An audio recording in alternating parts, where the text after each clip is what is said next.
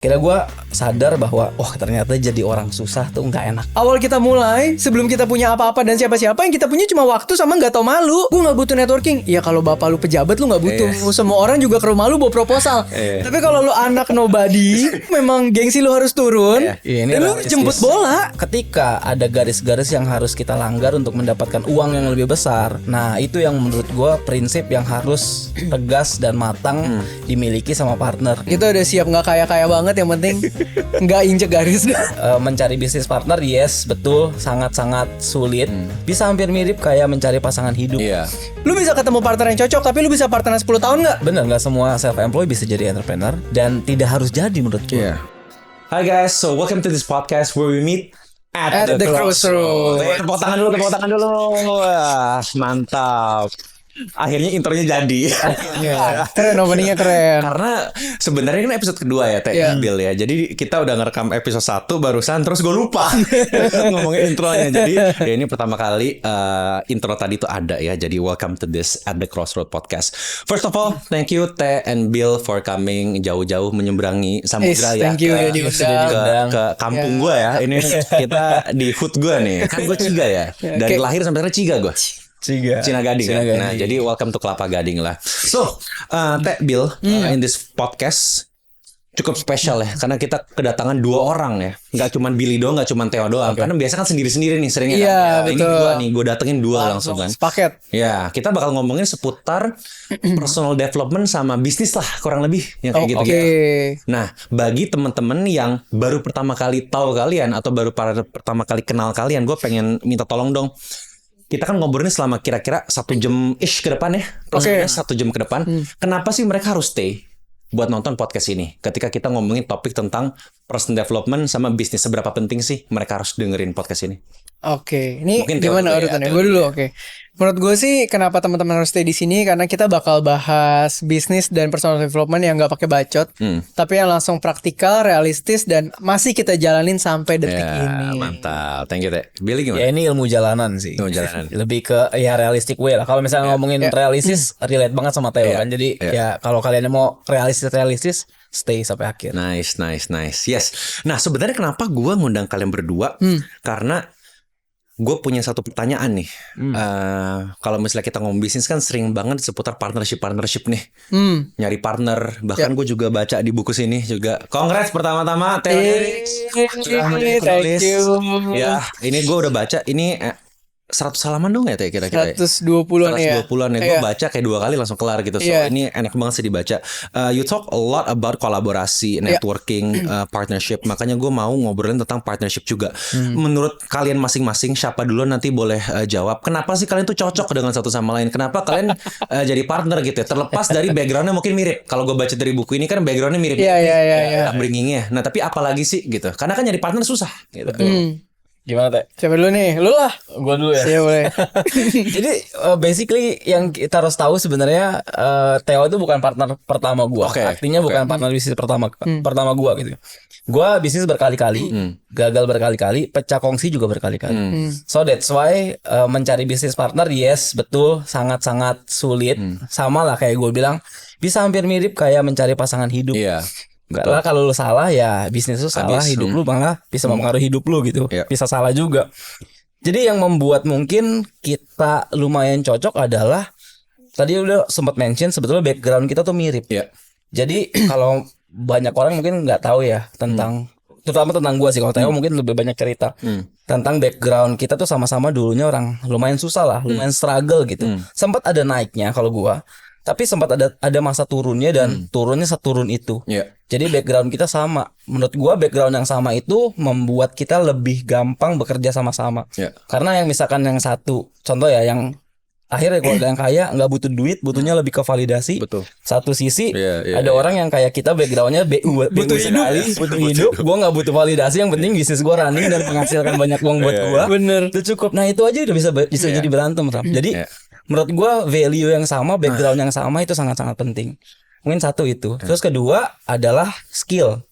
Gue selalu bilang skill yang sama, bisnis bareng agak sulit. Tapi kalau misalkan mungkin ngeliat di forte-nya Billy sama Theo sekilas mirip. Tapi ternyata sebenarnya beda.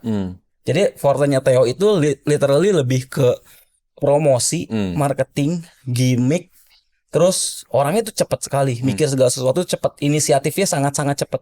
Sedangkan kalau gue lebih pemikir, gue lebih terstructure, terus lebih operation. Jadi biasanya kalau flow bisnis gue sama Theo adalah Theo yang nge-trigger duluan sama satu idea, terus dia turunin ke gue yang akan gitu. Brief ke semua tim, akhirnya kita running bareng-bareng. I see. Gitu. Jadi skill setnya agak sedikit berbeda. Jadi penting banget sebenarnya kita tahu strength dan weakness masing-masing. Jadi selain value, kita perlu tahu skill dan strength dan weaknessnya kita. Yang ketiga chemistry. Gitu. Jadi nggak semua partner bisnis bisa jadi teman. Tapi butuh chemistry ini yang membuat kita bisa temenan. Dan chemistry itu yang gue bisa dapat dari si Theo gitu. Kadang-kadang kalau chemistry-nya cocok tapi skill sama values-nya beda, juga nggak cocok. Jadi makanya 3 complex things ini yang kelihatannya simple, combine, dipertemukan, dan gue juga belajar dari pengalaman masa lalu sama partner yang lain. Jadi sekarang gitu. Nemu di crossroadnya itu ya, skillnya harus itu ya. Oke, nice. Teh gimana? Nah kalau gue karena tadi Billy udah lengkap banget, gue mungkin ambil angle yang beda dikit lah ya, melengkapi aja. Jadi pertama memang Billy juga bukan partner bisnis pertama gue, dan tentunya untuk bisa tahu bagaimana partner yang lebih baik kita harus punya comparison ya. Jadi emang kok gue pernah punya partner yang salah, anggaplah ternyata nggak cocok, atau gue pernah kena tipu atau apa, ya bagus karena lu udah punya contoh yang don'ts-nya, lu kan cari yang versi bagusnya nih yang cocok sama lu gitu ya. Terus kemudian mungkin yang gue mau obrolin adalah kalau tadi kan Billy tuh lebih ke ngobrolin bagaimana sih awal-awal ketemu partner yang kira-kira klop. Nah tapi maintaining relation with the partner itu another dimension bro. Kita bisa ngomong kayak, oh iya akhirnya kita punya ketemu ya yang skillnya ini nih cocok, kita ketemu yang value-nya cocok, prinsipnya cocok. Bro, the way you communicate things matters a lot. Intonation, encouragement, ego, how you deliver your idea, cara lu ngotot-ngototan itu gimana wisely-nya, itu yang akan maintain lo punya partnership panjang atau enggak gitu loh. Jadi kalau tadi Billy udah bahas dari sisi bagaimana ketemunya, menurut gue maintaining ini adalah orang perlu ngerti dan jarang banget dibahas. Lu bisa ketemu partner yang cocok tapi lu bisa partneran 10 tahun gak? Itu 2 different game. Gitu. Kayak even ya, gue buka aja dikit ya. Kayak kemarin aja kan, ibaratnya kayak dengan 2 tahun kemarin tiba-tiba traffic gue tinggi banget. Lu tau lah kalau namanya kita tiba-tiba punya banyak followers, orang tiba-tiba banyak yang treatmentnya berubah ke kita, itu akan sangat gampang memicu kita punya ego loh sebenarnya, ya kan? Tapi bagaimana kita berdua tuh partneran belajar, despite gue punya follower atau enggak, ya gue ya kita yang partneran dari dulu, kita equal, kita sama aja gitu. Dan gue hari ini naik juga bukan karena gue doang, karena support dari semuanya. Ya ayo kita maju bareng. Tapi akan sangat mudah untuk kayak, enggak lah, gue mah lebih kali, kan gue ada 500-600 ribu orang yang setuju sama opini gue. Bisa aja egonya kayak gitu. Atau misalnya nih, ini penyakit influencer yang tiba-tiba punya bisnis. Meeting sama lu 3 jam mending gue ngisi speaker. Sejam aja udah berapa duit itu. Kenapa gue harus capek-capek nemenin lu meeting sampai sore sekarang? Gue switch kaki aja. Enggak kayak gitu loh. Nah, that level of maturity and awareness yang menurut gue bisa keep kita untuk jalan bareng sih. Sama yang terakhir harus dibalut dengan pegangan hidup yang kuat. Pegangan hidup tuh gue ngomongin fokus ya ke prinsipal hidup lu sama ke religi aja udah. Karena dalam setiap pengambilan keputusan 2 itu doang yang ngaruh tuh. Gitu. That way kita bisa partneran. What's your principles yang kalian berdua sama-sama pegang? Kan pasti ada yang sama nih, beda juga nih. Tapi yang sama yang bikin kalian klop sampai sekarang itu tuh apa? Karena kan tadi poin 1 itu maturity awareness. Itu mungkin dilatihnya seiring berjalan waktu. Betul. Tapi prinsipal itu menurut gue itu tuh kayak emang udah ya dari sananya gitu. Dan susah ketemu yang pas. Apa yang sama dari kalian berarti? Kalau ini gue dulu deh ya. Boleh. Ini kalau kita berdua uniknya adalah, ini lucu banget sih. Jadi tahun ini tuh tahun impact, Ram. Project gue sama Billy tahun ini adalah membuat komunitas spiritual. Oke. You know, kita baru bikin kita baru bikin namanya Real Impact Community. Ini baru jalan 2 kali dan puji Tuhan dipercayakan banyak orang juga. Dan ini yang memberikan kita ternyata baru aware juga ya, kenapa Tuhan akhirnya pertemukan kita dari bisnis dulu. Jadi kita bukan temen nih. Kita bukan teman dekat, kita bisnis bareng dulu. Sampai akhirnya berteman dekat. Sampai akhirnya ternyata kita punya panggilan yang sama. Dan panggilan itu udah ring di kuping kita dari belasan tahun yang lalu dan dengan background story yang sama. Bahkan sebelum kenal satu sama. Bahkan sebelum kenal gitu. Jadi Iya, even ada satu question yang ketika dia tanyain ke istrinya dan gue tanya ke istri gue sama ya belasan tahun lalu kayak one day kalau Tuhan pakai kita, lo bisa nggak jadi pasangan hidup kita? Itu dia pernah tanya, gue pernah tanya. Nggak janjian lo gitu ya? Nggak janjian. Jadi memang kalau lu tanya satu pasangan hidup yang nge-package kita bisa kayak gini ya memang bukan maksud agamis tapi memang kita core-nya di situ. Kita sadar ini semua dari Tuhan. Tuhan pakai kita untuk purpose-nya dia. Dan lewat bisnis lewat konten lewat komunitas mungkin lewat buku Nah core-nya tuh itu. Nah itulah yang mungkin ngejahit kita ya. Gitu. Sebelum Billy jawab gue mau namain sedikit. Kita sefrekuensi kok. Nanti kalau lu nonton podcast ini seiring berjalannya waktu kan guestnya nambah-nambah. Oke. Kebetulan. Jadi emang kayak kan gue punya power buat ngundang guest kan. Gue ngundang siapa. Amin kalau misalnya kita ngomongin temen, ini yang gue unik juga dari Theo sama Billy sebenarnya. Network kalian tuh banyak banget. Tapi yang kalian ajak kolepan, dikit, bener nggak sih? Gue sering lihat. Lu padahal bisa kemana-mana gitu. Tapi kenapa yang itu lu ngajak kolep? Bener nggak? Iya betul. Yang gue undang-undang ya kayak kita. Values ya balik lagi tadi sih ada nyambung dari jawaban gue dan jawaban Theo ya. Values itu yang menurut gue matters gitu. Ya values itu nggak ngomongin melulu tentang uang karena kan kalau kita ngomongin tentang bisnis ya lu harus menghasilkan uang, yes gue setuju. Tapi ketika ada garis-garis yang harus kita langgar untuk mendapatkan uang yang lebih besar, nah itu yang menurut gue prinsip yang harus tegas dan matang dimiliki sama partner. Ketika lu udah salah aja, itu udah lu bisa nusuk partner lu kapan aja buat gantiin sama duit gitu. Nah itu sih prinsip yang so far kita pegang. Uang penting, gue nggak bilang uang tidak penting. Uang sangat-sangat penting untuk memperlancar hidup kita, ya kan. Tapi ya kalau nggak punya values damai sejahteranya hilang gitu aja sih. Kita udah pernah doa lah sama Tuhan. Kita udah siap nggak kaya-kaya banget, yang penting nggak injek garis. Ini cukup ya. Tapi mungkin kalian ini agak sedikit aneh tapi gue merinding gitu. Dan mungkin kalian gak tahu kenapa. Karena sebelum ini kita ada podcast dan itu sama persis. Serius? Omongannya mungkin enggak persis tapi intisarnya itu sama banget. Ya, so I'm grateful lah to be able to bring orang-orang yang kayak gini lah di sini. Menarik ya. Sefrekuensi ya. Mungkin ntar ketika lu lihat lu akan tahu gitu. Sama Billy gitu ya. Nah, kita udah mulai masuk dikit-dikit ke bisnis nih. Kalau misalnya kita ngomong bisnis kan banyak ya. Sebenarnya gue mau ngomongin kelas online karena gue pengen juga ke sana.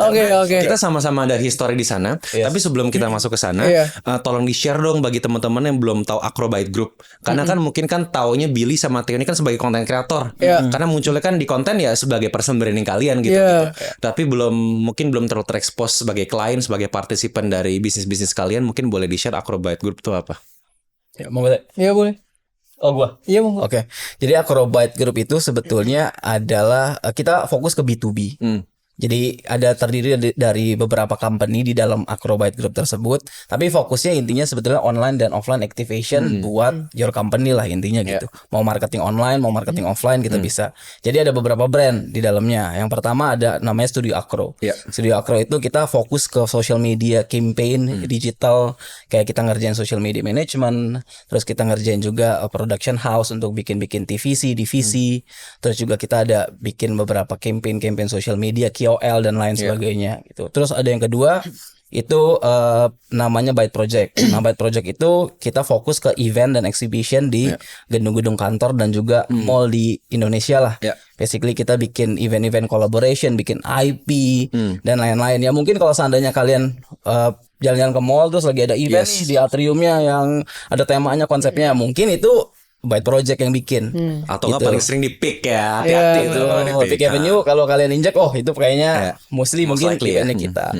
Gitu. Dan kita bikin 30-40 ya setahun dalam setahun sekarang. Terus juga karena kita ngomongin event, kita ada namanya brand Ekara Events. Ekara Events itu fokusnya lebih ke corporate events. Jadi kalau misalkan ada klien-klien atau brand yang mau bikin events, butuh konsultan event, nah itu udah pakai Ekara kita brandnya. Event management gitu kurang lebih. Yes, betul. Event management.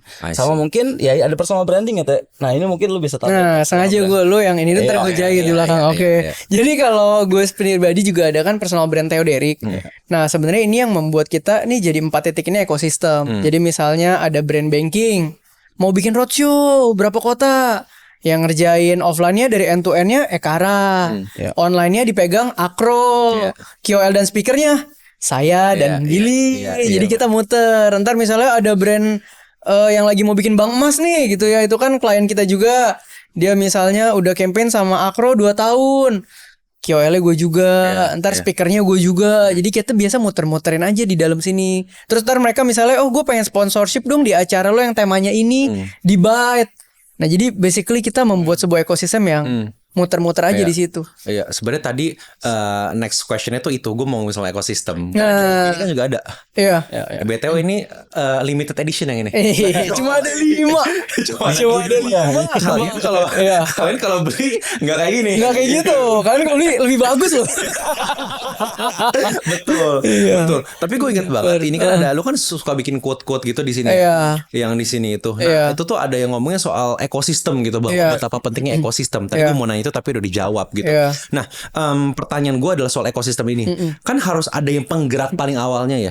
Ibaratnya ini tuh flywheel gitu kan. Jadi satu gerak semuanya gerak. Misalnya gimana cara bikin Theoderik gerak, terus Ekara gerak, Byte gerak sama Akro gerak gitu kan. Gimana bikin Byte gerak, Akro yang lain juga gerak gitu.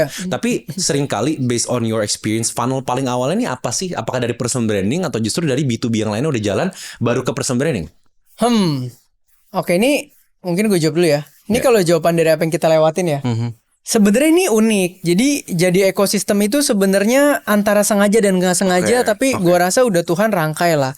Jadi kalau lu bilang apakah mulainya kick off dari personal brand, Theoderik tuh terakhir munculnya. Iya betul. September 2022 tuh konten pertama tanggal 22 September. Tapi langsung viral ya. Nah, puji Tuhan ya. Jadi di situ tuh terakhir. Justru gue dari 2015 ini lucu. 2015 gue bikin exhibition kayak Byte sekarang. Billy dari 2015 bikin Ekara.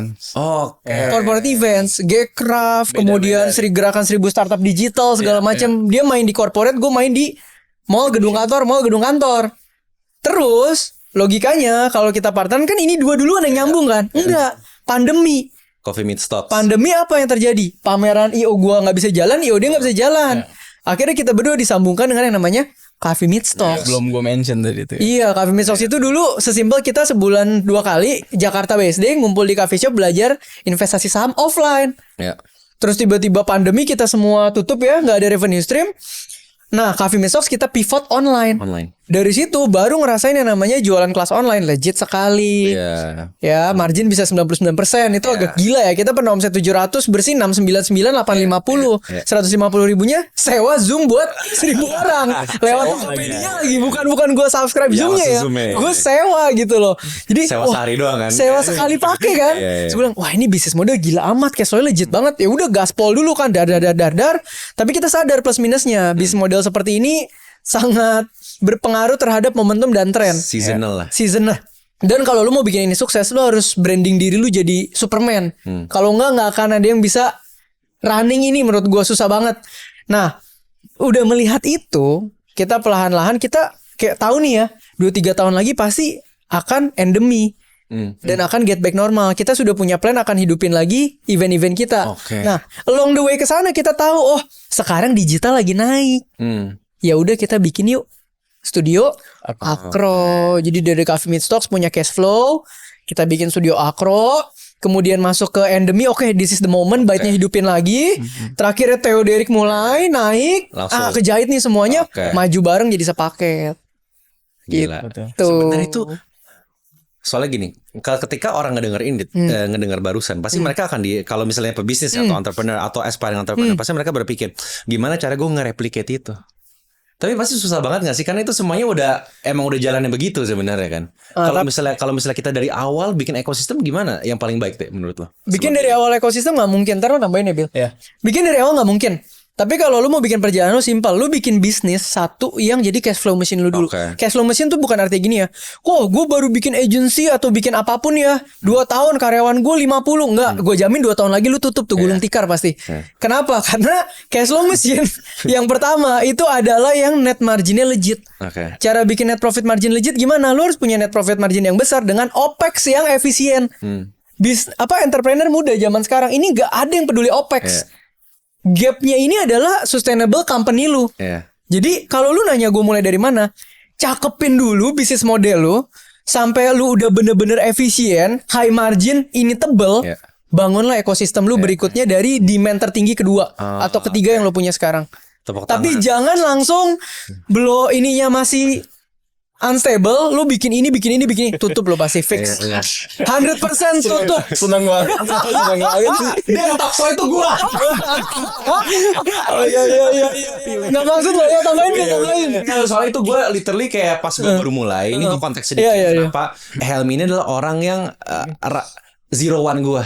Jadi sampai sekarang akhirnya full time dia ya tangan kanan lah ibaratnya gitu. Jadi dia udah ngelihat gue dari bocil banget sampai sekarang gitu. Ngelihat ketolongan gue juga banyak gitu. Dulu gue begitu. Problem gue happy problemnya adalah I grew too fast ya kan. Sedikit banyak mungkin kita kan udah kenal dari zaman Coffee Meets Talks, jadi udah sempet catch up juga. You know my story. I grew too fast. Terus kayak gue nggak tahu cara manage-nya gimana. Mungkin umur gue 25, tapi usia gue berbisnis itu cuma baru 2 tahun, gak kayak kalian. Ngerti gue. Jadi banyak banget keputusan salah yang gue ambil gitu, yang efeknya dampaknya tuh sampai sekarang. Gitu. Pasti itu. Tapi sedikit banyak gue belajar dari sini dari situ. Ya luckily ya kita masih survive gitu. Dan makanya gue inget banget ada beberapa waktu lu kan ngepost story kan yang soal itu kan. Dalam hati anjir. Enggak, gue tahu banget karena beberapa teman-teman gue, atau mungkin itu teman-teman gue juga ya, circle kita mirip-mirip gitu kan. Iya kayak gitu. Ya makanya itu membuka mata gue di mana gue tuh bisa ngeran ini dengan cara yang sedikit berbeda gitu loh. Nah itulah kenapa makanya kan value creator. Ini gue cerita sedikit ya. Value creator itu kan kita harapannya sih nggak disebut sebagai agency sebenarnya. Kita harapannya disebut sebagai personal brand enabler sebenarnya. Jadi value creator itu kan ngurusin social media gitu, walaupun lebih ke personal brand, tapi kita ngurusin dari end to end gitu. Dalam artian dari visioning mereka mau ini buat apa? Mau cuman buat nyari duit, mau cuman buat ngegedein followers, atau dia punya hati sebaik Ibu Teresa cuman pengen ngasih value doang, ya boleh aja gitu. Terus nge-grow-nya gimana ya, standar lah ya kayak semua orang ya, bikin viral, nyari views. Habis sampai monetize-nya gimana? Karena kan gue kan perbatasan antara digital marketer sama content creator sebenarnya sekarang. Gue ngerti funnel, gue ngerti cara bikin konten. Jadi gue bisa ngebuka peluang mereka ke digital product, sama gue bisa buka peluang mereka ke endorsements kayak gitu juga. Gitu. Nah, jadi gue mikirin end to end, makanya gue bikin enabler. Kebayang. Belum ini mungkin sedikit evolve nih dari terakhir kali gue gitu. Nah, gue kayak gitu labil ganti-ganti. Kita ketemu beda ya kan. Tapi wajar bisnis kayak gitu kok pasti. Betul. Itu namanya pivot. Betul. Dan kalau lu masih bisa pivot, artinya bisnis lu belum mati udah. Gitu. Ya, jadi bersyukurlah kita semuanya. Gitu. Dan nambahin ya, maksudnya dengan pengalaman bisnis yang 2 tahun melakukan kesalahan tolol itu sangat-sangat wajar. Kayak gue sama Theo bisa ngomong, cash flow itu sepenting itu ya, karena udah pernah kelilit nggak punya cash flow nih gimana gitu. Nah itu yang akhirnya menyadarkan kita. Jadi kesalahan-kesalahan itu yang akhirnya sebetulnya membawa kita sampai hari ini, sehingga kayak kalau seandainya lu dengerin kontennya Theo, dengerin kontennya gue, kok kayaknya memang esensi bisnis tuh kayak gitu ya. Kita nggak dapet esensinya awalnya. Itu dapatnya dari try sama error. Betul. Itu gue 1 tahun lalu itu ngena banget sih. Makanya a lot of new changes dan a lot of new pengaplikasian gimana gue ngeran ini semua gue ubah gitu, karena ya masih bawang banget lah gitu. Nah tadi gue sampai punya satu pertanyaan, gue lupa mau nanya apa karena kita udah bercabangnya tuh terlalu banyak gitu. Padahal gue kan siapin nih list question kan. Ngalir aja. Kan gue lupa gitu. Gue ingat guys. Coffee Meets Talks apa kabar? Karena kita pertama kali ketemu tuh Coffee Meets Talks. Betul. Gue inget banget kita ngajar prakerja bareng. Lu ngomongin ini nih, inget nggak lu cara personal finance management pakai odol tuh, istilah-istilah odol. Bener. Kalau misalnya lu pakai odol kan gimana itu sama kayak uang lu. Nah pertanyaan gue sekarang, kalian sekarang traffic itu lagi tingginya. Kenapa kalian nggak bikin kelas online lagi? Padahal gue yakin lu bikin itu 700 juta lewat, nggak kayak dulu. Apalagi udah kayak sekarang gitu kan. Why not kelas digital anymore? Ini kita yang banyak nih, gimana tuh? Karena gue berawal dari B2C dulu. Jadi kan bisnis kita B2B mati, terus kita bukan dipaksa ya, dikasih jalannya di B2C. Akhirnya balik ke B2B lagi. Simple sih, karena orang cocok-cocokan. Buat gua jujur untuk ngegoreng sesuatu yang harus recurring terus itu tough. Buat personal gua. Maka gue lebih suka jadi influencer yang tahu diri, nggak ikut huru hara, nggak ikut ngerusak brand orang lain. Jadinya branding placement gue lancar. Dan satu lagi, karena kaki gue satu lagi adalah gue punya cash flow di beberapa bisnis. Beda cerita lu bilang gue sekarang full time creator. Oh gue pasti bikin B2C lagi. Kalau nggak mau gimana? Punya traffic harus di-convert dong. Masalahnya kan gak semua orang bisa memilih cash flow-nya dari mana. Kebetulan puji Tuhan gue di kondisi yang ada cash flow dari brand placement. Dan di gue as creator lumayan. Sebagai bisnis juga jalan. Jadinya di posisi gue sekarang gue bisa memilih untuk enggak deh, gue gak melakukan itu gitu. Kenapa buku-buku kan juga B2C. Betul. Kenapa gue ambil? Karena goalsnya adalah pelayanan, impact. Gue gak peduli sama uang buku. Dan buku kan kita kecil banget dapatnya, 10% lah, 10% doang. Jadi gimana caranya orang baca buku hidupnya berubah. Sampai situ gue seneng. Betul. Tapi kalau hari ini gue jadiin itu bisnis, gue harus pakai koma, Ram. Bagaimana setelah dia baca buku berubah plus bisa gue convert. Gue bisa untung lah gitu ya. Iya, nah journey untuk mengkonvertnya itu jujur buat gue, karena gue ada bisnis yang udah jalan, gue memilih untuk tidak. Tapi kalau enggak, gue akan pilih itu. Kenapa? Secara bisnis model produk digital itu legit banget. Kita udah pernah ngerasain. Dan itu margin tertinggi. Jadi menurut gue kalau lu tanya bisnis model apa yang net profit marginnya tertinggi, nggak ada yang ngalahin produk digital. Titik. Gitu. Nangkep. Gila, gue tadi sampai ini ya, gue lupa lagi gue mau nanya apa, saking tercengang ya gue sama ini lo gitu. Udah mulai banyak tadi pikiran deh. Iya enggak, soalnya sambil belajar pas lu ngomong, gue tuh iya juga ya. Terus gue mau nanya yang lain, pas lu ngomong lagi nih, ada pertanyaan lain lagi gitu kan. Jadi lupa muncul lagi. Iya. Nah, gue inget nih salah satu kontennya Theo nih kebetulan ya, Bill ya, kontennya Theo. Tapi mungkin gue yakin kalian sering ngomongin juga gitu. Dan ini merupakan momen yang mungkin diperkirakan oleh banyak orang juga belakangan ini. Karena yang namanya bisnis digital itu kan bisa dijalani sendiri, nggak usah bikin perusahaan. Jadi self-employed jatuhnya, bukan entrepreneur nih. Kalau misalnya kita ngomongin cash flow quadrant kan ada 4 tuh. Ya kan, lu juga pernah, gue inget konten lu tuh gimana cara dapat 100 juta. Kan ada orang digaji, ada orang dari bisnis yang itu. Iya, beda-beda. Beda-beda. Cara gamenya kan beda, industri juga beda gitu. Pertanyaan gue, ini out of the equation, kita nggak usah ngomongin orang yang investor atau orang yang digaji lah, yang karyawan, employee, kita nggak ngomongin itu. Tapi yang menjadi irisan lebih pendek ini kan antara self-employed sama si business owner nih, sama si entrepreneur ini. Kapan orang harus punya bisnis, kapan harus dia self-employed? Dalam artiannya, kapan lu freelancer doang sampai harus skill setnya beda nggak sih? Semua self-employed tuh bisa jadi entrepreneur nggak sih? Wah. Mau jawab nggak lu? Boleh. Bagus nih. Nggak semua self-employed bisa jadi entrepreneur, dan tidak harus jadi menurut gue. Karena jujur sebagai pebisnis ya, kita pikir pun awal kita start ketika lulus kuliah langsung bisnis. Ternyata tidak. Gue pun merasakan gue punya bisnis tapi gue merasa seperti self-employed. Karena semuanya gue yang kerjain, semua gue yang take over. Gue yang jualan, gue yang bikin deck proposal. Ketika misalkan lagi ada event pun, gue yang turun jadi kru, gue yang jadi PIC event. Semuanya gue yang tektokan sama vendor dan lain sebagainya. Which is itu normal sekali. Ketika lu sebagai business owner di awal-awal itu lu bukan real business owner, tapi memang lu sedang menjadi self-employed. Tapi ketika kapasitas lu sudah semaksimal mungkin dan hasilnya sudah ada dan waktunya lu hiring orang, itu menurut gua first step lu memulai sebagai entrepreneur tadi. Ketika lu udah punya tim di bawah lu, ketika lu udah bisa delegate something ke bawah lu, ketika lu udah tahu mana porsi lu, mana porsi orang, ketika udah tahu memvaluasi waktu lu dan seberapa berharga waktu lu, dan juga kalau lu ngerjain ini itu semaksimal orang lain yang kerjain atau enggak. Karena ada waktu-waktu tertentu yang kalau pengalaman gue ya, lu akan ngerasa stuck dengan diri lu sendiri dan lu butuh orang lain dalam sisi waktu, dari sisi kapasitas.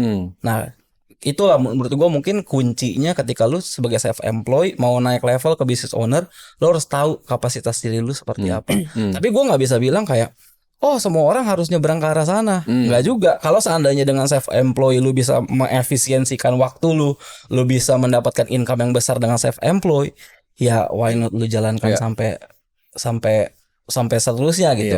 Yang paling penting kan abis itu ngomongin personal finance. Betul. Kan lu bisa punya passive income dengan cara lu investment. Nah, itu another topic lah. Tapi intinya mungkin di situ sih. Theo udah tambahan. Jadi sebenarnya kalau being entrepreneur tuh lu nggak ngomongin masalah duitnya di awal. Ketika yang lo kejar adalah fleksibilitas, dan yang lo fleksibel tuh bukan berarti nganggur ya, beda ya. Pertama fleksibilitas, dan kedua yang lo kejar adalah growth lebih dalam lu bisa manage orang, lu jadi ngerti pajak, lu jadi ngerti semua bidang. Ya jadi entrepreneur it's good lah, tapi it's for everyone enggak jelas. Kenapa? Karena gue yakin self-employed bisa ngasilin duit lebih banyak daripada entrepreneur. Nggak usah ngomongin apa. Influencer itu hitungannya apa? Self-employed. Nah, gue di kaki kiri self-employed berarti. Di kaki kanan gue entrepreneur. Sekarang kita ngomong aja, size bisnis semana sih yang bisa gaji lu 50 sampai 100 juta sebulan? Tapi follower 300 ribu dia bisa 100 juta sebulan. Bersih lagi. Iya kan? Yang ini mungkin dapat omset sekian miliar, bayar ini. Di kaki satu lagi, kalau brand deals lagi rame sebulan bisa dapat 400-500 juta, bersih lagi. Makanya ini balik lagi, lu harus kenal diri lu dan lu mau ke arah mana. Karena ini bahkan tricky banget. Lu sekarang jadi apa, misalnya influencer, kencang gitu ya, tapi kan lu tahu ini kan gak sustain. Betul. Gue tanya balik, emang bisnis lu pasti sustain? Belum tentu. Kok ini paling 3 tahun dong momentum gue lah. Emang bisnis lu bisa lebih dari 3 tahun? Belum tentu loh. Belum tentu loh. Dan gue lihat betapa banyak influencer yang akhirnya kesusahan berbisnis. Kenapa? Karena ketika lu memutuskan mulai bisnis, lu pasti capek. Sedangkan jadi influencer itu, gue gak bisa bilang easy money, tapi mungkin less effort, higher margin. Leverage lebih gede mungkin. Leverage-nya lebih gede. Tapi ketika misalnya deh contoh, kok lu kalau diundang brand dibayar mahal, itu brand nge-serve lu. Lu kalau punya agency, brand bayar mahal, lu diomelin brand. Betul. Makanya kita membangun struktur di mana kita tidak di dalam operasional. Jadi itu udah ada head studionya, udah ada apa, kita nggak pernah ke klien langsung. Kerjaan kita bener-bener cuman ngedilingin sama brand gede yang memang udah sepaket lempar. That way kita bisa jalan. Tapi lu pikir enak? Di satu sisi misalnya, kok lu diundang di sini ngisi acara dibayar sekian, direkturnya datang salaman, thank you udah datang. Oh iya Pak Bu, iya. Di satu sisi lu dibayar segitu, nggak perform, lu dimaki. Sekarang kalau lu di dua kaki, apa lu bisa kayak gitu? Belum tentu loh Pak. Lu akan bilang apa? Mendingan gue endorsement, duitnya gede, gue dipuji orang daripada gue dimaki orang dikasih segini, masih harus gaji karyawan lagi. Beda cerita nih. Nah makanya lu kenal dulu diri lu mau kemana, dan lu ready gak bayar harga itu. Karena in the end, kalau lu punya partner pun itu lo akan kena. Kayak gue sama Billy, kita partneran, gue harus TOS entrepreneur. Gue kalau TOS influencer, partneran sama entrepreneur, jadi sampah gue. Bener gak? Ngisi acara bentar 100 juta, balik ke kantor meeting seharian. Belum tentu bisa gue tarik 100 dari project itu. Saya harus gaji THR. Betul. Dan memang karena dia basicnya entrepreneur, jadi habitnya udah kebangun. Jadi yang gue salut sama dia sebetulnya, dia nggak compare. Ini ya, maksudnya based on pengalaman gue personal gitu ya. Dia nggak compare ketika meeting sama brand yang dapat langsung ratusan juta, sama meeting sama tim yang belum tentu langsung bisa diambil personal. Itu dia nggak compare. Jadi jubahnya beda aja. Oh ini jubah content creator di sini, dia pakai. Tapi pas balik ke kantor jubahnya dia lepas. Gua entrepreneur. Itu misain itu sih menurut gue susah ya. Sebenarnya itu yang menjadi pertanyaan gue tadi, gue mau tanya, tapi kayak udah dijawab sama Billy. Di mana kan udah nyobain nih dua kaki tadi kan, yang kiri content creator, yang kanan misalnya entrepreneur. Lu pernah kepikiran nggak kenapa kaki kanan gue nggak angkat, gue full aja nih di content creator? Kalau gue kepecah fokus aja, gue kepecah fokus aja masih bisa begini. Apalagi gue full jadi content creator, gue gedein ini, gue bikin digital product semua, endorsement ini gue hajar semua. Nah, itu mungkin kekayaannya udah berapa kali lipat. Lu pernah tergiur nggak dengan hal itu? Semua orang yang ngajarin lu bisnis akan punya teori fokus. Gimana kalau lu fokus all the time, waktu lu di sini. Tapi belum tentu lu fokus 10 jam ngasihin 100 juta, 20 jam jadi 200. Enggak linear, bro. Enggak, menurut gua fokus harus fokus di mana? Momentum lu. Buat gua, dua kaki ini momentum gua. Yang kanan naikin branding gua naikin bisnis gua. Kenapa gua harus pilih? Justru dengan gue punya bisnis, gue leverage semua dengan personal brand gue, klien semua lebih hormat. Kita mau dealing apapun gampang, cari partner kolaborator gampang. Kalau misalnya dengan gue as influencer, ya bisnis gue ini satu pameran 1 miliar, lu mau bayar red card gue berapa? Ya kenapa gue harus ngisi di tempat lu? Kan dua-duanya jadi bargaining power sebetulnya. Ya gue fokus, gue gak merasa gue pecah fokus. Nangkep. Gue fokus, tapi kan bisnis tuh perintilan banyak. Iya. Maka kita harus dengan sadar bahwa gue sadar gue ada kebutuhan partner dan tim. That's why gue bawa semuanya. Ayo kita saling merangkul. Nih, makan momentum gue bareng-bareng. Naik semua gitu. Gitu. Tapi ada juga loh orang-orang yang gue lihat kayak, ya kan gue sekarang udah di sini, ngapain gue kesini? Ujung-ujungnya kalau nggak mungkin pecah kongsi, bisnisnya jadi tutup. Dan itu sering terjadi sebenarnya kan. Banyak pasti. I think ego lah, itu ego. Sih apaan sih. Dan itu yang paling susah gitu menurut gua. Iya, makanya. Karena bukan I think bukan masalah usia aja sih, tapi usia seberapa lama kita udah berbisnis gitu. Iya. Karena gue tuh orangnya kan semacam, gue tuh tipe orang yang nggak pernah nggak pernah impostor syndrome. Misalnya impostor syndrome kan dia jago tapi dia takut nih kan, kayak minder. Nah, gue tuh tipe orang yang nggak pernah minder gitu loh. Bagus dong. Nah tapi kan kalau kelebihan bahaya ya. Nah Iya. makanya gue semakin kesini gue semakin chill sih. Dulu gue tuh kayak pertama kali kita ketemu, ingat kan, pasti ya namanya anak muda pasti menggebu-gebu gitu. Wajar. Semua anak muda yang dapat momentum pasti merasa bisa melakukan semua hal. Itu wajar lah. Kan tinggal belajar. Betul. Ya, yang penting wajar dan belajar lah, itu jangan lupa gitu. Nah, gue mau touch ke satu topik lagi yang menurut gue nggak kalah penting ketika kita berbisnis. Seringkali ketika orang berbisnis, entah itu bisnis atau belajar skill apapun deh, ketika kita lagi nge-craft skill kita, nge-hone mastery kita gitu ya, kita fokus banget ke craft kita gitu, ke bisnis kita. Kita entrepreneur nih, berarti keseharian kita tuh bisnis. Tapi sekarang kalian udah berkeluarga gitu. Dan gue juga inget, apalagi lu udah anabul banyak juga ya kan. Gue inget banget tuh cerita kucing. Iya, gara-gara lu. Gue sekarang ada 2 kucing 1 anjing. Iya. Nah, gini, soal your personal life guys gitu. Karena gue inget banget terakhir kali kita ketemu gitu ya di dekat tempat lo. Gue tanya, habis ini kalian kemana? Nge-gym. Nah, gue nggak tahu nih masih nge-gym atau enggak gitu kan. Masih. Gue ingat kalian bilang kita ada resolusi nge-gym setahun seminggu 3 kali. Iya. Kemarin berhasil ya. 2024 tuh minimal 3, maksimal 4. Nah, gue pengen tanya, gym ini kan buang waktu ya. Kalau misalnya orang lihat itu dari metrik waktu, 1 jam 2 jam tuh pasti hilang. Nggak semua orang seberuntung lu pada gitu kan. Dimana gym kalian tinggal berapa menit tuh? 10 menit ya dari rumah ya. Betul. Kayak cuma 10 menit. Gue ke gym 20 menit, gitu kan. Belum macet setengah jam bro, buset. Bolak balik 1 jam gitu kan. Sebenarnya hal-hal habit kayak gitu tuh penting gak sih di hidup kalian? Atau sebenarnya gue nggak usah nge-gym, kayak gue tetap bisa sukses aja deh. Mendingan gue nge-grinding aja, mendingan gue ini aja. Jadi hal-hal di luar kerjaan tuh sebenarnya, does it affect your success gitu? Main sama kucing, ngedate sama istri gitu, atau misalnya nge-gym, atau misalnya mungkin satu hal yang tadi dekat dengan hati kalian, misalnya pelayanan atau ngebangun komunitas yang berimpact ini gitu. Does it impact your business actually? Mau siapa nih? Ini udah jelas jawaban kita pasti sama. Oke, terus nambahin ya. Kalau menurut gue, being entrepreneur, kreator, kerjaan apapun tuh semua mental game sih.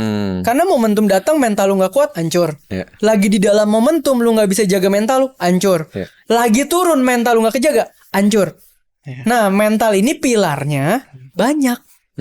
Salah satunya kenapa kita konsisten gym. Gym itu bukan cuma masalah ngurusin badan cuy. Gym itu ketika badan lu lebih bagus, lu feel good.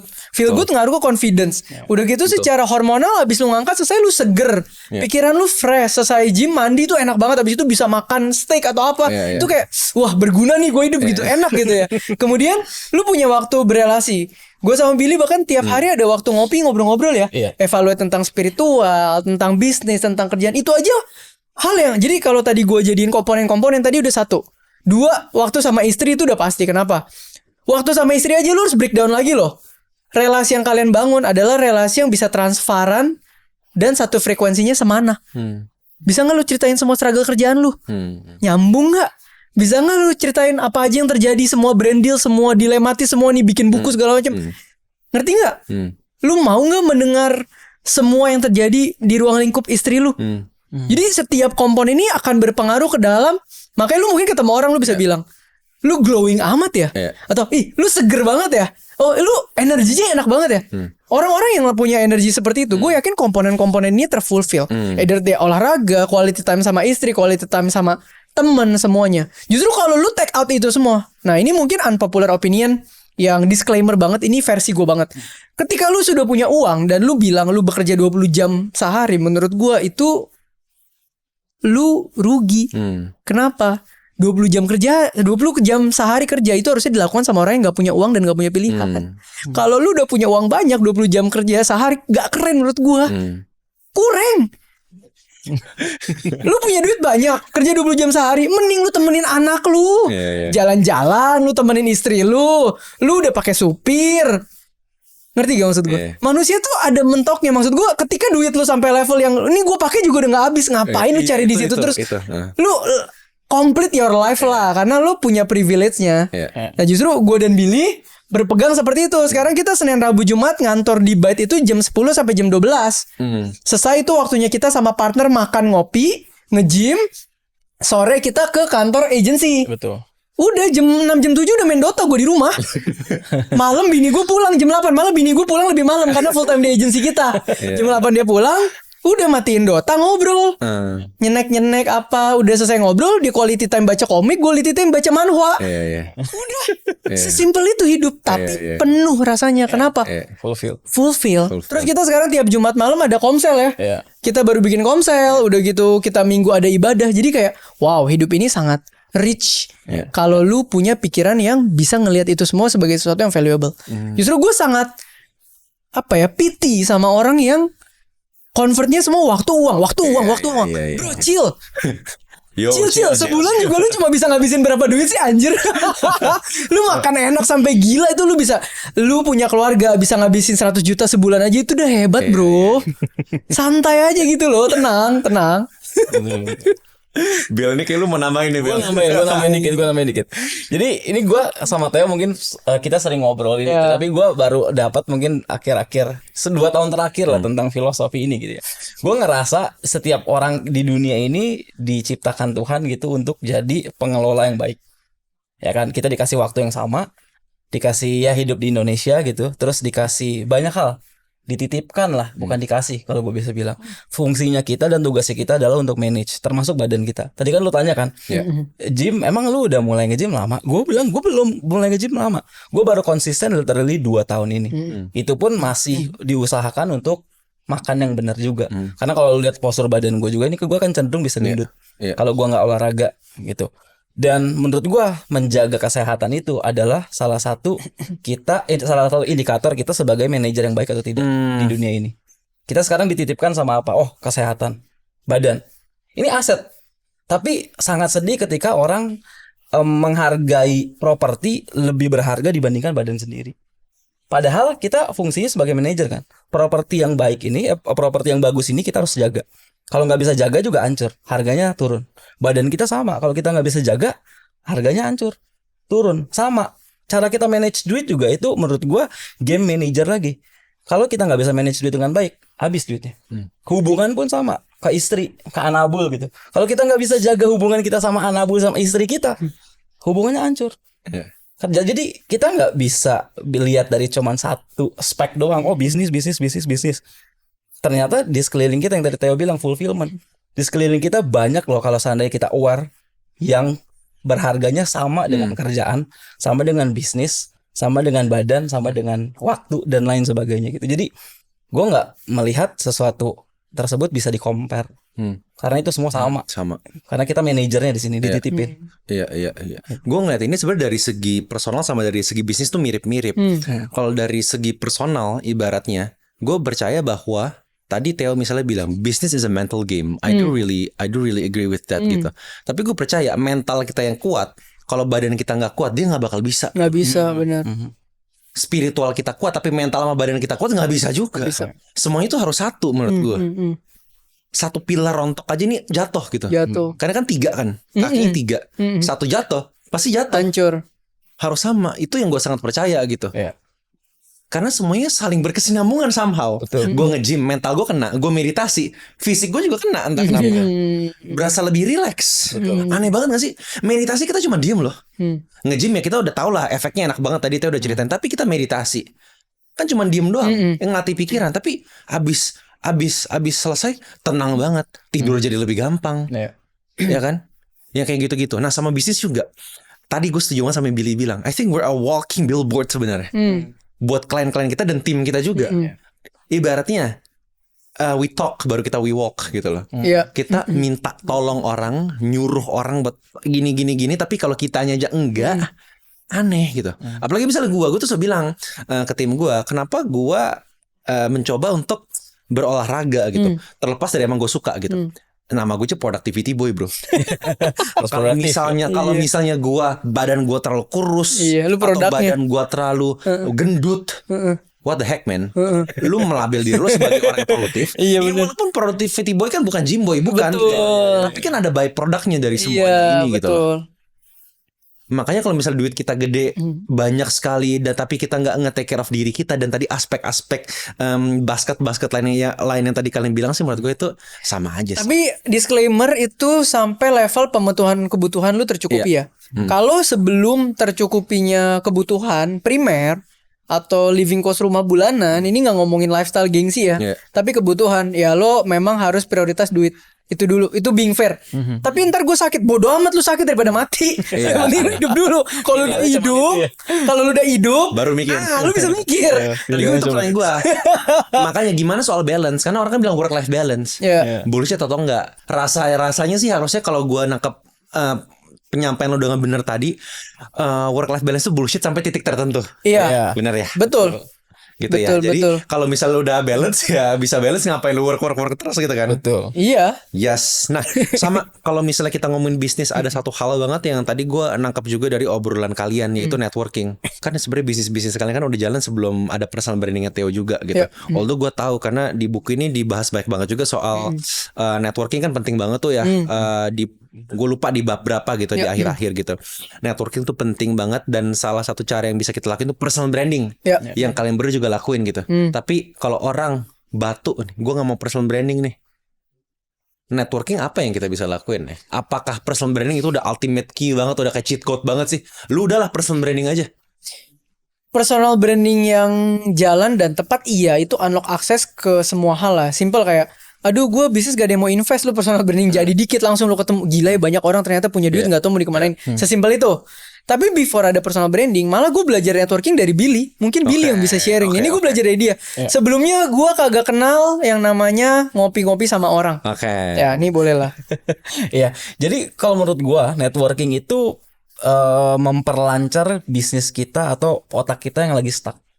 Jadi gue ngerasa ketika networking itu gue belajar sesuatu hal yang baru. Gue ngerasa tiba-tiba dapat PR yang harus gue kerjakan di rumah, dan gue bisa belajar dari banyak orang gitu. Jadi makanya awal-awal kenapa gue sangat excited tentang networking, karena gue ngerasa itu grow myself. Jadi benar-benar membentuk diri gue.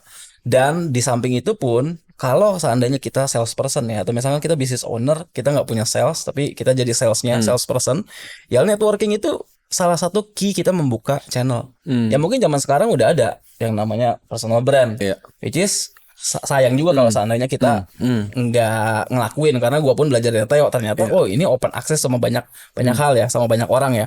Tapi kalau zaman dulu, kalau nggak sosial media nggak semarak sekarang bro. Jadi orang jadi content creator, apa itu content creator? Orang nggak tahu gitu ya. Atau orang tahu langsung levelnya artis, apa segala macam. Zaman dulu yang kita bisa lakukan adalah untuk open channel adalah networking. Makanya banyak orang datang ke seminar. Fungsinya apa? Bukan mungkin belajar, yes. Tapi kalau gue lebih memilih setelah sesi belajar itu networkingnya, tukaran kartu nama, ngobrol, ngamen lah kemana-mana. Gue ngerasa ketika gue networking tuh kayak gue lagi nyanyi tapi versinya gue, nawarin bisnis gue cerita tentang diri gue, ini ada kerjaan, kira-kira ada nggak kebutuhan pekerjaan lu yang ketemu sama kebutuhan pekerjaan gue. Nah itu jadinya kita kayak apa ya, kayak dinamikanya tuh seru gitu bro. Jadi open sama banyak kemungkinan. Tapi balik lagi ya, ini disclaimer untuk orang yang memang masih butuh jalan. Maksudnya kayak kita ngerintis dari bawah ya kita butuh, jangan kayak enggak gue gak butuh networking. Ya kalau bapak lu pejabat lu gak butuh. Semua orang juga ke rumah lu bawa proposal. Tapi kalau lu anak nobody yang lu butuh, ya memang ada waktu memang gengsi lu harus turun. Dan lu jemput bola. Ya realistis ini. Beda. Tapi kalau sekarang followers lu segini teh, ya kalau sekarang enak. DM riak-riak aja bisa kita ketemu orang. Gitu. Ya kan? Tapi dulu nih awal kita mulai, sebelum kita punya apa-apa dan siapa-siapa, yang kita punya cuma waktu sama nggak tahu malu. Iya. Agree. Iya gak sih? Agree. Bahkan mungkin Rama nggak tahu mungkin ya. Gua itu tahu kata personal branding 6 tahun yang lalu kali ya. Mungkin 6 tahun yang lalu atau 7 tahun yang lalu tuh dari event yang Billy bikin bersama dengan Alexandro Ruby. Gue bayar tiketnya waktu itu ya 200-300 ribu ya, gue lupa ya. Gue kasih bonus istri lu masuk. Oh iya benar. Udah gitu gue datang ke sana baru ngerti, oh personal branding ini ya. Oh selesai dari situ, oh kenalan-kenalan, masih kontekan lagi sampai sekarang sama temen yang ketemu dari situ. Maksudnya apa ya, kayak waktu gue datang ke situ dan belajar tentang personal branding 7 tahun yang lalu, gue have no idea Theo Derrick sekarang kayak gini. Gue nggak tahu nih. Ya anjir, dia di depan panggung dibayar mahal ya gitu, nggak tahu. Ada kerjaan nama influencer ya, nggak tahu. Personal branding unlock akses mana tahu. Yang gue tahu cuma jalan, siapin hati, gue mau maju nih. Ah, orang ngomong apa gue dengar, di sebelah siapa gue kenalan, titik. Tapi itu yang ternyata malah benih yang sekarang begitu bertumbuh buahnya kayak gini, gitu. Nggak pernah tahu. We all don't know. Gue punya dua pertanyaan terakhir lah, kurang lebih ya. Satu soal personal branding, satu soal spiritual. Karena nggak ngegong kalau kita nggak tutup dengan itu. Nah, tapi yang pertama dulu soal personal branding. Tadi kita udah ngomongin banyak banget. Kebetulan mungkin audiens gue nih banyak banget yang enthusiastic terhadap personal branding juga. Bahkan dulu gue gini Bill, dulu gue tuh pernah bikin webinar sama Theo kan. Gue nggak expect dia nge-spill tuh banyak banget gitu rahasia dapur kan. Sampai gue nggak jadi jual lagi gitu. Padahal kesepakatannya kan gue bisa jual. Gue nggak jadi jual anjir. Ngeri gue gitu kan. Saking bagusnya gitu. Nah makanya bagi teman-teman yang nggak berkesempatan nih buat ikutan si webinar itu, kalau nggak salah viral tapi karena authenticity. Iya. Ada tips nggak teman-teman? Gimana sih cara bangun personal branding yang bagus? Ya singkat padat aja lah. Lebih ke Theo kali ini ya. Oke, mungkin kalau dari gua ini nggak mungkin. Selalu gue jarang banget bahas tips teknis ya, karena teknis tuh lu bisa cari di mana-mana lah. Cuman yang gue mau ingetin adalah yang pertama itu ketika kita ngomongin authenticity itu tuh lahir dari purpose-nya kita. Purpose-nya kita ngonten apa? Misalnya bilang, kok purpose-nya gue nyari duit? Silahkan, gak ada masalah. Lu akan jadi authentic money seeker. Terserah, gak ada yang salah. Tapi make purpose. Apa nih? Kok gue pengen mengimpact orang lewat gue ternyata jago bikin bakmi. Ya silakan jadi noodle creator, bikin konten tentang bakmi, gak apa-apa. Tapi lu udah tahu purpose lu di situ. Nah, ketika lu udah tahu purpose lu di situ, purpose ini akan turun terhadap setiap pemikiran dan decision yang lu ambil. Contoh misalnya, gue dari saat teduh mulai purpose gue simple, gue mau jadi berkat as it is. Maka di branding realistis itu bukan dari gue, dari audience. Dibilang Koko paling realistis itu bukan dari gue, itu dari audience. Turunnya sampai kemana? Biarpun head comment gue rasionya dikit, tapi tetap ada loh. Ada lo komen absurd yang kayak, lu mah bacot lo, anak orang kaya gini. Tapi tujuan pertama gue apa? Mau jadi berkat kan? Gue reply, thank you ya. Oh lu mah gini bacot doang lo orang tua gini. Kok lu gini. Oh iya thank you ya masukannya. Even sampai every little head comment gue bales, kenapa? Gue pengen jadi berkat buat orang itu. Tapi kalau gue gak ada purpose tadi, di komen-komenin jelek, mungkin gue ke-trigger, mungkin gue emosi gitu loh. Sama ketika gue mau jadi berkat di sosial media, itu akan turun ketika gue berhubungan dengan semua orang yang ketemu gue dari sosial media. Yang akhirnya orang akan bilang, lu kok di konten sama asli sama ya. Itu kan turunannya semua. Kenapa lu bisa ngerasa gue otentik? Karena tujuan gue itu, yang gue lakukan itu ketemu. Ya begitu aja Theo. Gitu. Itu otentisitas. Nah yang kedua, identity. Identity lu tuh terbentuk dari mana? Lu harus kenal banget sama strength dan weakness lu. Nah, strength-nya gue apa? Strength-nya gue adalah gue orang yang bisa ngomong tanpa skrip.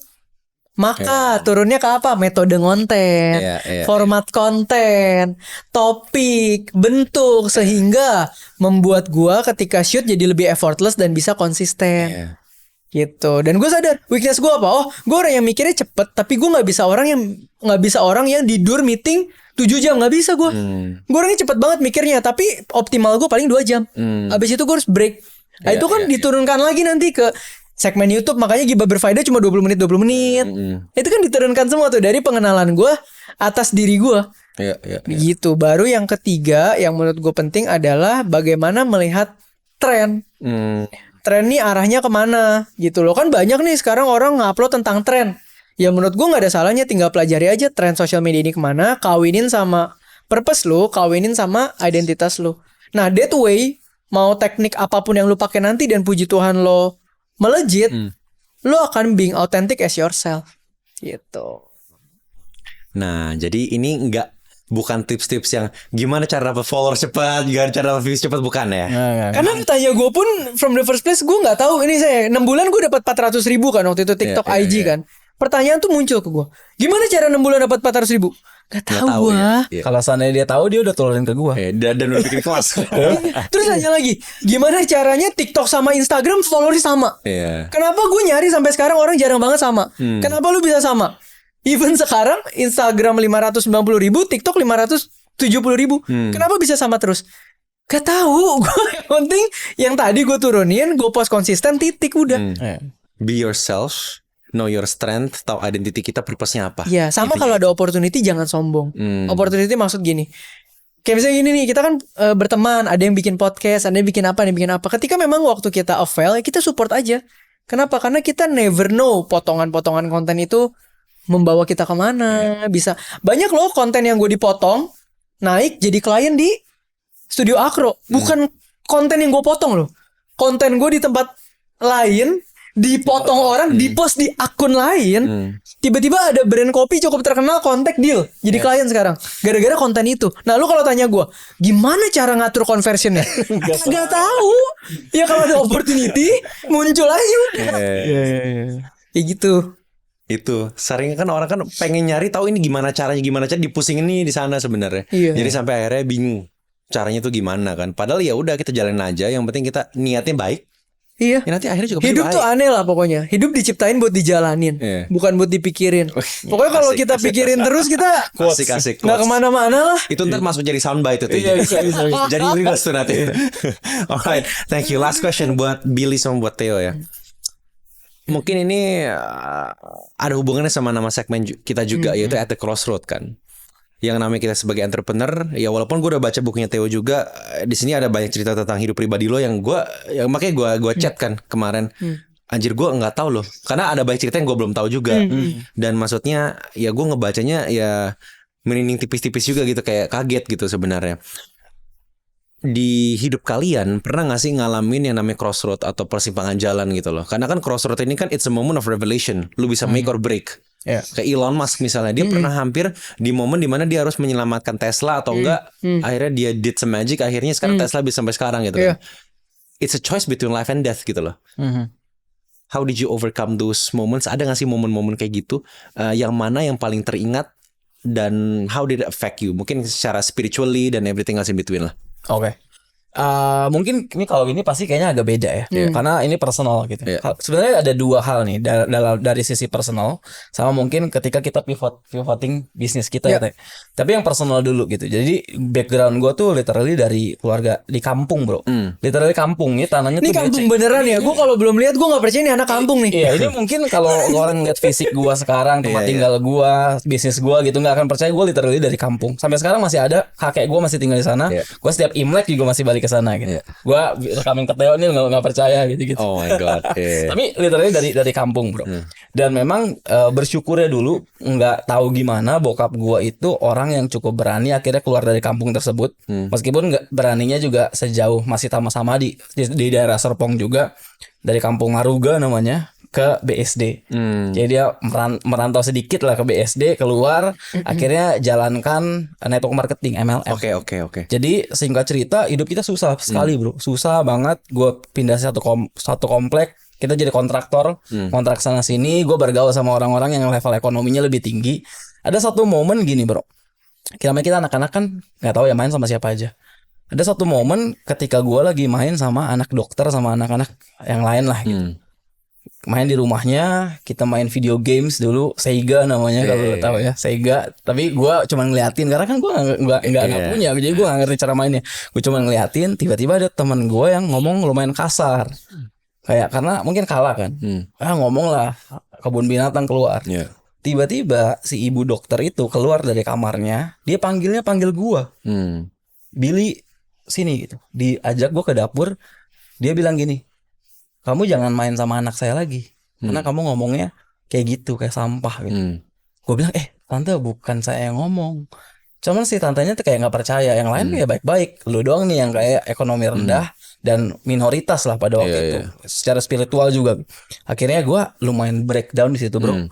Gue sampai keluar, gue nggak berani balik ke rumah, gue nggak berani cerita ke nyokap bokap, takut berantem atau gimana gitu. Akhirnya gue sadar bahwa ternyata jadi orang susah tuh nggak enak. Dan itu di satu momen itu gue ngerasa kayaknya memang gue harus jadi someone ke depannya. Dan itu adalah momen yang paling membekas di hidup gue. Dan waktu itu kita masih kecil, kita juga belum bisa ngapa-ngapain. Mungkin SD lah bro. Kita juga belum bisa ngapa-ngapain. Gue anggap gue bisnis ya. Bisnis apa sih yang bisa dilakuin sama anak SD? Dan gak akan signifikan juga hasilnya gitu. Tapi momen itu selalu gue bawa ketika gue mulai berkarir. Gue selalu ingat itu.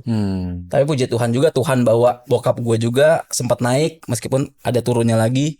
Tapi gue sempat ngerasain di mana hal-hal yang nggak enak itu ada di hidup gue dan akhirnya bisa nge-breakthrough hidup gue sih. Itu secara personal gitu. Terus kalau secara bisnis ada satu momen, ini baru-baru sih pas COVID ya. Semua COVID gue rasa impact ke banyak business owner. Bisnis kita nggak ada yang jalan. Gue dulu punya showroom mobil juga, tapi sekarang gue nggak jalanin lagi. Tapi masih invest lah. Jual beli mobil 1-2 gitu. Sama Theo juga kadang-kadang ikut patungan, ikut beli 1-2 mobil buat invest karena gue jualan lah, bukan buat keren-kerenan tapi buat jualan. Ada satu momen kita berusaha setengah mati ya waktu itu 2021 kalau nggak salah. Kita putuskan Coffee Meets Socks jadi startup. Terus kita cari funding kemana-mana, kita nggak dapet. Sampai interview YC kita. Interview YC, kita keliling sampai kayak kok kita nggak bodoh-bodoh banget. Terus bisnis kita juga lagi bangkrut waktu itu dan online, semua serba online. Kita bingung, kok nggak ada jalan ya. Sedangkan waktu itu masuk winter season. Zaman-zaman startup itu kan ngandalin momentum banget kan. Nah ini momentumnya malah lagi turun. Winter, gimana apa yang harus kita lakukan? Nah di momen itu gue sama Theo bersyukurnya adalah kita pivot bro. Gue punya analogi, waktu itu nggak sengaja juga keluar. Gue juga diingetin sama teman gue. Itu kayak kita lagi di kapal kita bocor. Kita udah ngelakuin segala cara, nambel kapal kita nggak berhasil. Itu yang gue sama Theo lakukan. Keliling, ketemu, networking, ketemu, cari funding lagi, biar kapal kita ketambel, nggak ketambel. Gimana caranya? Caranya adalah kita pindah kapal.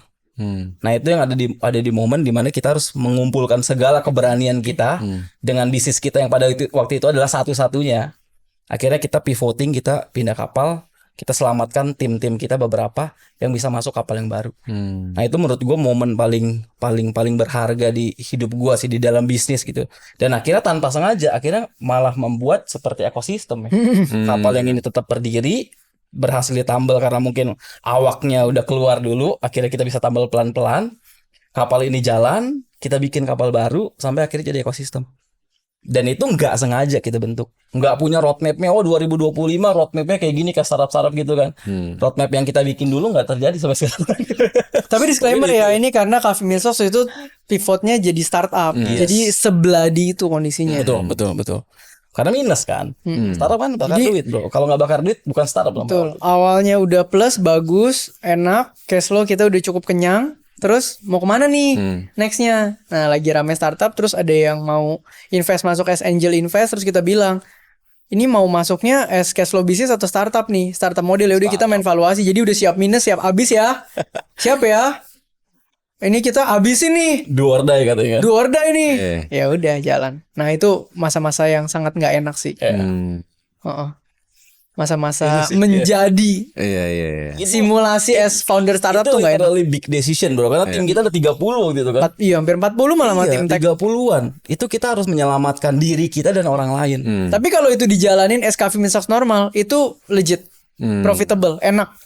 Tapi karena bayar tim tech segala macam sebulan OPEX tuh udah mau 300-an juta lebih ya. Tuh 300 ke 400 itu udah pusing. Itu kayak lu harus ini Bill, pertanyaan gue sebelum kita mulai. Chapter 1 Bill. Itu tapi bener-bener gue juga baru tahu kan kalau yang ini kan. Yang startup ini kita jarang cerita. Iya. Jarang. Tapi ini nggak apa-apa ya kita nggak share. Apa-apa, karena kita tidak mau mendemot founder startup. Semangat ya. Teman-teman ya. Teh ada mau tambahan? Oh iya. Mungkin gue udah nggak cerita lagi ya karena tadi Billy udah oke banget. Cuman yang menarik adalah at my lowest point beberapa tahun lalu, gue tuh kayak family gue kan ibaratnya kalau ini ideal, ini tidak ideal, family gue di sini lah. Yes.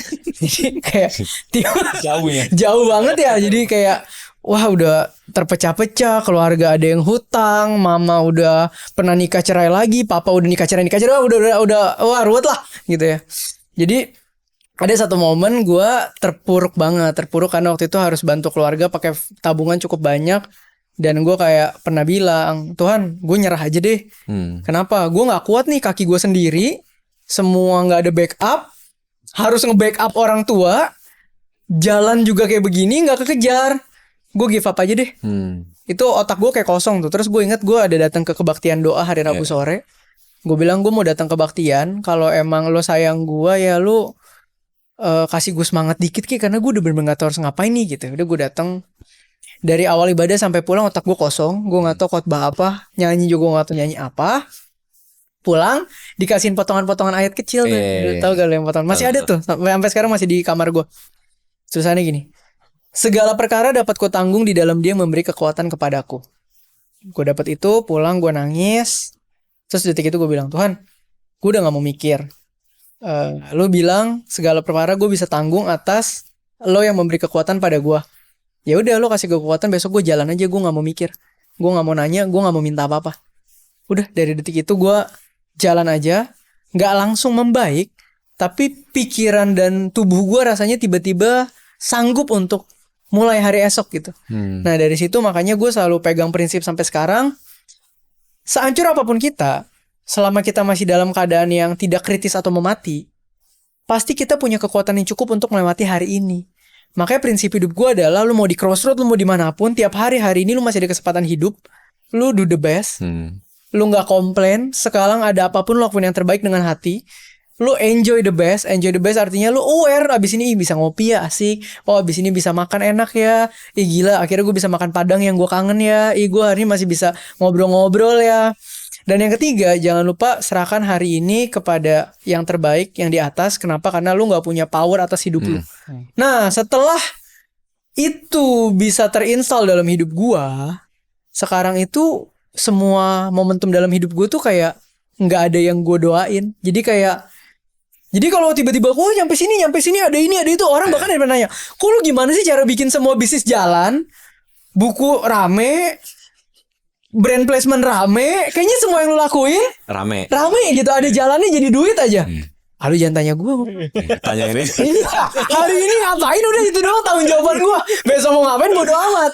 Cuman gue belajar mengelola uang. Nah ini mungkin habit gue dari dulu tuh, income gue sama pengeluaran gue tuh rasionya nggak pernah ideal. Selalu income gue jauh di atas pengeluaran gue. Itu sampai sekarang, karena dulu kan berasal dari kondisi susah. Tapi tanpa sadar itu juga yang membuat hidup gue sekarang tenang. Iya. Karena gue sampai kadang mikir, kalau gue pengeluaran segini dengan lifestyle gue yang sekarang, gue makan gak mikir segala macem, liburan bisa cukup, income masih segini, apa yang gue mau pusingin sih? Gue sampai kayak ketika ditanya, kok lu mau achieve apa? Lu mau achieve apa nih? Lu mau nyentuh berapa? Gila lu tambahin gue 20 miliar sekarang aja gak kepake lu. Kayak apa ya, ngerti gak sih? Mungkin di rekening lebih ini lagi, mungkin abis itu bisa kita taruh obligasi, kita bisa lebih nyantai lagi gitu ya. Tapi triggernya itu sangat chill gitu. Dan bahkan akhirnya Tuhan berikan angka yang di luar hitungan gua gitu. Jadi makin kesini ya, kita tiap hari kayak, hari ini dapat jalanin lah udah. Hari mau apa? Iya, buku misalnya. Kok lu udah mikir gak buku lu cuma dapat 10%, nanti proyeksi dari buku gimana? Gak ada bro. Kalau ini buku, yang penting gue tulis, gue share jadi berkat, titik. Kalau Tuhan mau pakai itu lagi nanti get back jadi berkat buat gue, bukan urusan gue, gitu loh. Ya udah itu aja yang gue jalanin sekarang. Kayak gitu Ram.